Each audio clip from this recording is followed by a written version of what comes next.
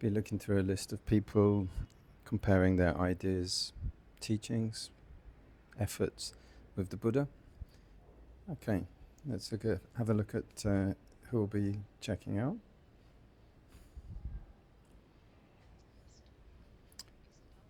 Isidora Duncan, Helena Blavatsky, I.B. Horner, Marcus Aurelius, JR Tolkien, Douglas Adams, Goethe, Carl Jung, Frederick the Great, Casanova, William Ruskin, Hume, Thomas Paine, Thomas Jefferson, Kant.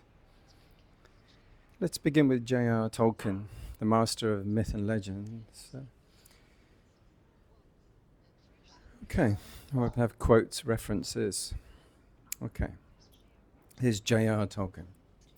J.R. Tolkien versus the Buddha, the myth maker of Middle-earth versus the teacher of the middle of the way.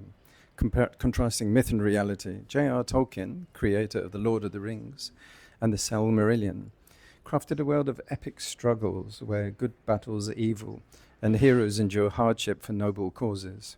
He wrote, "There is some good in this world, and it's worth fighting for." The Buddha, however, taught that true liberation lies beyond the duality of good and evil. In fighting, even for good, one remains bound. Freedom not arrives through struggle, but through wisdom and letting go. While Tolkien found meaning in mythic conflict, the Buddha revealed peace in transcending all battles. Quirks and language. Tolkien's meticulous love for language created a myriad of tongues, believed in the power of the words and stories. He said, fantasy is escapist, and that's its glory. People who accuse him of confusion excuse the escapism of the prisoner with the flight of the deserter. The Buddha, too, used stories, similes, and parables, but warned against attachment to words. Words are but a raft to cross across the flood. Do not cling to the raft after reaching the far shore. Imagine that Tolkien asking the Buddha, but don't let's stop striving for higher ideals. The Buddha might apply stories, inspire, but the highest freedom lies beyond all ideals, for they all too are impermanent. Attachment to hope and despair. Tolkien's works are infused with the tension between despair and hope, epitomized by Frodo's journey to destroy the One Ring. He wrote, "Despair is only for those who see the end beyond all death. We do not." The Buddha, while acknowledging despair, revealed that clinging to hope or fear equally binds the mind. Hope and despair are two sides of craving. The wise abandon both, finding peace and seeing things as they are. Tolkien found meaning in enduring hardship. The Buddha said, ending all hardship, all craving. Twist. The Buddha might share the Cūḻasaccaka Sutta, where he compared it about carrying a burden. Lay it down, and you will find freedom unshaken by all outcomes. Tolkien, ever the storyteller, might reply, but isn't struggle what makes us noble? The Buddha would respond, the nobility doesn't lie in that. People are free, having laid down all striving. This comparison contrasts Tolkien's mythical world of noble conflict, hope, and language with the Buddha's teachings all duality and craving. Douglas Adams is next. Douglas Adams versus the Buddha, the hitchhiker of absurdity versus the teacher of ultimate freedom. Contrasting absurdity and liberation, Douglas Adams, author of The Hitchhiker's Guide to the Galaxy, celebrated the absurdity of life, famously stating, "The answer to the ultimate question of life is, of the universe, and everything is 42. Adams found humor in the randomness of existence, embracing its chaos. The Buddha, while also recognizing life's unpredictability, offered a path beyond it. Existence is marked by impermanence and unsatisfactoriness. The wise see beyond the absurdity to the unconditional peace of Nibbana. Adams leaned into absurdity with humor. The Buddha transcended it with insight. quirk and wit. Adams infused his work with satirical humour, pointing out humanity's tendency to seek meaning where there might be none. He quipped, "I love deadlines. I love the whooshing noise they make as they go by." The Buddha, too, used sharp and memorable analogies with a focus on liberation. Like water washing over sand, the wise let go of all the plans and distractions, resting in what is timeless. Imagine Adams asking the Buddha, "But isn't the search for meaning makes life interesting?" The Buddha might reply, "The search is interesting, but it binds the mind. Through true peace ends in ending the search, seeing things as they are, attachment to curiosity and humour." Adams valued that, often mocking rigid systems. He remarked, "A common mistake that people make when trying to design something completely foolproof is to underestimate the ingenuity of complete fools." The Buddha, while valuing curiosity, cautioned against clinging even to humour or exploration. Humour exposes folly, but wisdom sees through it. Let go of craving for answers, and you will know the freedom of the unquestions. While Adams entertained those, the Buddha showed a way to transcend them. The way is impermanent. Freedom arises when we let go of what binds us. As a twist, the Buddha might share the Bodhisattva, which teaches simplicity, seeing as they are. In the scene, let that only be seen in heard what only is heard. That's the end of suffering. So Adams, with his boundless curiosity, might reply, "But isn't not knowing half the fun?" The Buddha would respond, "Not knowing can amuse, but freedom comes from knowing deeply. See clearly, and joy unbound by ignorance will follow." Okay. Absurdity and humour compared with Buddha's wisdom, and freedom beyond all searching. Goethe is next. Johann Wolfgang Goethe versus the Buddha, the polymath of passion versus the teacher of equanimity. Contrast in striving and serenity. Johann Wolfgang von Goethe, celebrated author of Faust and the Sorrows of Young Buddha, he explored the depths of human passion and creativity and intellectual striving.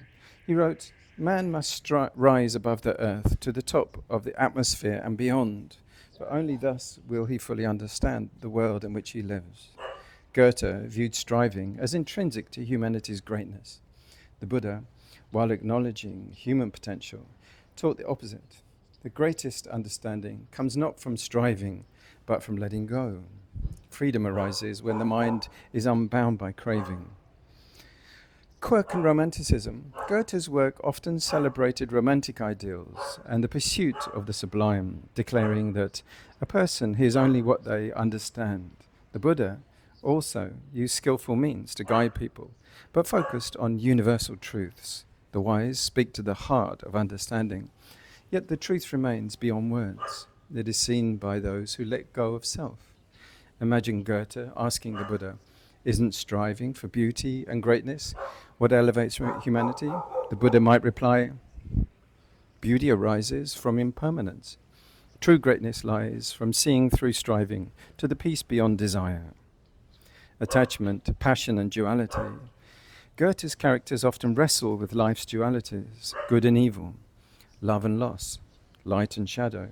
He wrote, "There is strong shadow where there is much light." The Buddha, while recognizing dualities, revealed the path beyond them. Duality arises from ignorance and craving. The wise see the middle way, unshaken by opposites, and rest in equanimity, while Goethe had those struggles. Buddha showed how to transcend both. Absence of struggle is not absence of life, it's the discovery of freedom. There's a twist. The Buddha might share the Bhaya Bherava Sutta, which explains the nature of fear and serenity. Fear and desire are two sides of the same thing. See them clearly, let them go, and the mind will rest in the unshaken peace of equanimity. Goethe, steeped in Romanticism, might ask, but isn't the struggle for meaning what gives life its richness?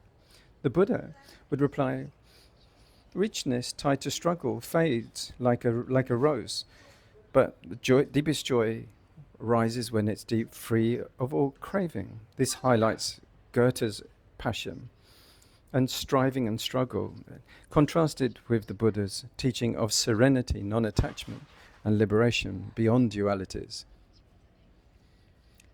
Carl Jung is next. Carl Jung versus the Buddha, the explorer of the psyche versus the teacher of liberation beyond the mind. So, contrasting psyche and liberation, Carl Jung, the founder of analytical psychology, explored the depths of the human conscious, archetypes, and the collective psyche. He stated, until you make the unconscious conscious, it will direct your life, and you will call it fate. Jung saw integrating the shadow as the path to wholeness. The Buddha, while recognizing the layers of the mind, taught a deeper path. The mind is conditioned and impermanent. Freedom arises not from integration, but releasing attachment to all mental constructs. Quirk and archetypes. Jung's work centered on universal patterns of thought, known as archetypes, like the hero, the shadow, and the animus. He remarked, archetypes are the unconscious images of the instincts themselves. The Buddha, too, saw patterns in the human mind, but focused on dismantling their influence. All mental formations arise and pass. See them clearly, and the mind will be unbound by their grasp. Imagine Jung asking the Buddha, isn't understanding the shadow key to freeing the mind? The Buddha might reply, understanding is a step, but freedom comes when all shadows dissolve. Let go of the self that casts them. The attachment to individuation and individuality is very important. Jung emphasized integrating the unconscious and unconscious. He wrote, the privilege of a lifetime is to become who you truly are. The Buddha, however, revealed that the self is an illusion, that freedom lies in seeing through it. The self is not who you are, but a bundle of causes and effects and conditions. Let go of the illusion, and you will find peace beyond identity. While Jung sought to unify the self, Buddha taught liberation from all ideas of self. So there's a twist. The Buddha might share that Cūḷasaccaka Sutta, which explains the nature of non-self, body, feelings, perceptions, mental formations, and consciousness are not self. Seeing this truth, the wise let go of attachment and are free. Jung, intrigued, might say, but doesn't the self give life, meaning, and depth? The Buddha would respond, the self is a story the mind creates. See beyond the story, and you will know the depth of peace unshaken by identity. This comparison highlights the Jung's emphasis on the archetypes and the unconscious, contrasted with the Buddha's emphasis of insight, not self, and liberation beyond all mental constructs. Frederick the Great is next. Frederick the Great versus the Buddha, the philosopher king versus the teacher of renunciation. Contrasting leadership and liberation, Frederick the Great, king of Prussia, embodied the Enlightenment ideal of a ruler guided by reason, declaring, the crown is merely a hat that lets the rain in. Frederick believed in reforming society through philosophy and governance. The Buddha, while born into royalty, renounced his throne entirely, teaching true leadership is over oneself. Rule your mind, and you will know a peace no crown can bring. While Frederick sought to govern with wisdom, the Buddha revealed a path beyond governance altogether. Quirk and philosophy. Frederick admired thinkers like Voltaire, blending military strategy with military pursuits. He wrote, the greatest and noblest pleasure that we have in this world is to discover new truths, and the next is to shake off old prejudices. The Buddha, too, encouraged intellectual inquiry, but warned against clinging to philosophy. Do not be bound by truths or opinions. See clearly, beyond concepts, and the mind will rest in peace. Imagine Frederick asking the Buddha, how can one lead wisely without embracing philosophy? The Buddha might reply, wisdom arises not from philosophy, but from seeing things as they are. let go of views, and compassion will guide you. Attachment to power and reform. Frederick was driven by a desire to modernize Prussia, tying his legacy to the strength of his nation. He stated, "An enlightened ruler is born for the benefit of the governed." The Buddha, while valuing his compassion, he cautioned against attachment to reform or legacy. All nations rise and fall. The wise do not cling to the changing world, but seek freedom beyond it. While Frederick pursued greatness through governance, the Buddha taught that true greatness lies in letting go, and he is greatest who is free from pride, craving, and attachment. Twist. The Buddha might show the Cūḷasaccaka Sutta, which advises rulers to govern with wisdom and compassion. A king who rules with generosity and virtue brings peace, but the greatest peace arises when the mind is free from all craving and control. Frederick, ever the strategist, might say that doesn't rulers' duty lie in reforming society? The Buddha would reply, reformist, temporary. Freedom arises when the heart is unshaken by the changing world, guiding others with wisdom beyond self-interest.